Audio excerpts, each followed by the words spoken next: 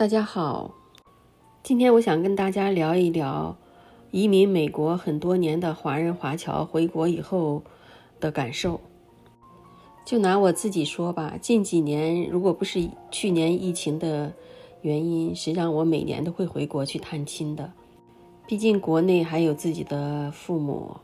还有自己的兄弟姐妹，还有以前的很多老朋友。每次回国的时候都能感觉到国内亲人的热情。最大的感受就是国内发展速度特别快。十几年前我出国的时候，国内还没有几个人有私家车呢，但是现在回去就可以说几乎家家都有私家车了。可以说回国探亲的人回来以后最大的感受都是说，哎呀，回去哪儿也找不到了，方向都分不清了，自己的家乡都认不得了。大家在一起聊天的时候都会说啊，国内的这个支付宝呀、微信支付啦，哎呀，提起来都感觉到特别方便。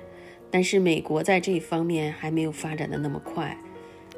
那我们在美国还必须带信用卡或者是银行的储蓄卡或者现金才可以，还真没有像国内这样子用手机支付就很方便了。30年河东，30年河西，只有我们自己的国家强大了，那我们在海外的华人才会更加的为自己的祖国而感觉到骄傲。在过去的2020年，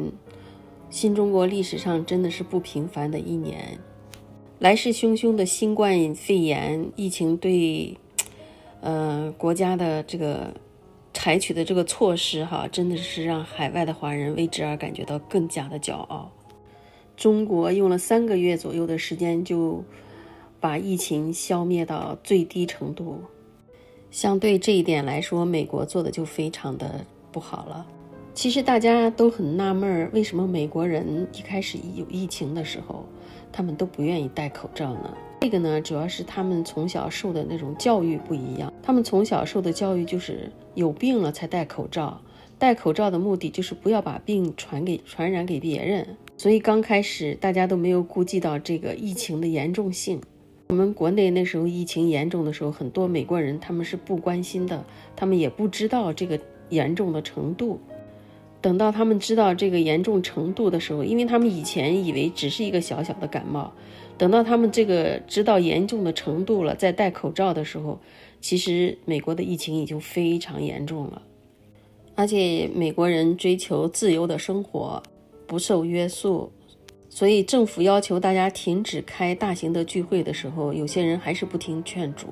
照样聚会，照样开大型的聚会，因此才造成了疫情根本控制不住了。不过还好，现在有疫苗的出现，大家都打了疫苗，所以现在美国的这个疫情已经得到了非常好的控制。接着说这个华人回国的感受吧。其实我也碰到很多朋友，他们回国以后来了以后就很感叹，因为在10几20年前他们那个时候出来的时候，他们有的是在国内的生活条件非常好，但是呢现在因为只是在美国做一般的工作，然后再回国的时候再看国内以前跟他们还没有他们生活过得好的人，现在日子已经远远的超过了他们现在在美国的生活，所以他们也会感觉到很遗憾的。现在在中国几乎找不到信箱了，但是在美国的信箱还非常普及，一些电费账单了、电话账单了保险账单了，还是通过这个邮件来寄到家里面的，所以在美国这个信箱用的还是非常的普及。打开里面的信，里面有很多也是广告一类的没有用的信件。其实美国在这一方面也是非常浪费的，这些纸张呀什么的真的很浪费。因为很多的广告它每个星期都寄来，我们根本就不看，就直接扔到垃圾桶里了。像我拿回来的这些信件几乎都是没有用的，大部分都扔了。当然在美国待了这么久，有的时候回国对某些方面也还是不适应，比如说拥挤的交通、紧张的生活节奏。其实在美国就像生活在一个大农村，因为美国的人口少，所以大家都住在平房里。它的交通远远没有中国那么发达，地铁也没有中国那么发达。像中国的高铁、动车位居世界第一。每次回国的时候，只要有机会，我都会坐一下动车，哎呀，感觉特别的新鲜，也喜欢跟这个动车合影。美国的高铁动车没有那么发达，也是因为它的人口少。在美国没车就没有腿，所以在这里必须要学会开车，否则的话真的非常的不方便。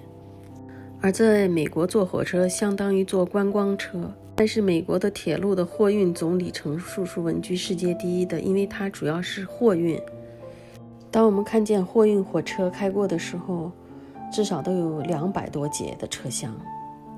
而客运火车一般只有3、4节车厢。在美国待了这么多年，最喜欢吃的还是中餐，所以每次回国的时候都特别喜欢吃国内的小吃。回国很多的感受就是吃的特别舒服，特别香。这是我自己在做的韭菜盒子。其实在海外的华人常常挂在嘴上的一句话就是好山好水好寂寞。他的夜生活确实是没有像中国那么丰富多彩，所以我的业余生活呢，大部分就时间花在这个种花呀，种一点菜上面了。在美国呢，一般没有什么重要的事情，晚上我是不会出门的。在国内，不管是多晚出门，无论是出门散步或者是吃夜宵，都不用担心什么。在美国天黑以后，最好就不要出门了。即使非要出门，身上最好装点零钱。如果真的遇到特殊情况，有钱也可以交个过路费。在国内开车时，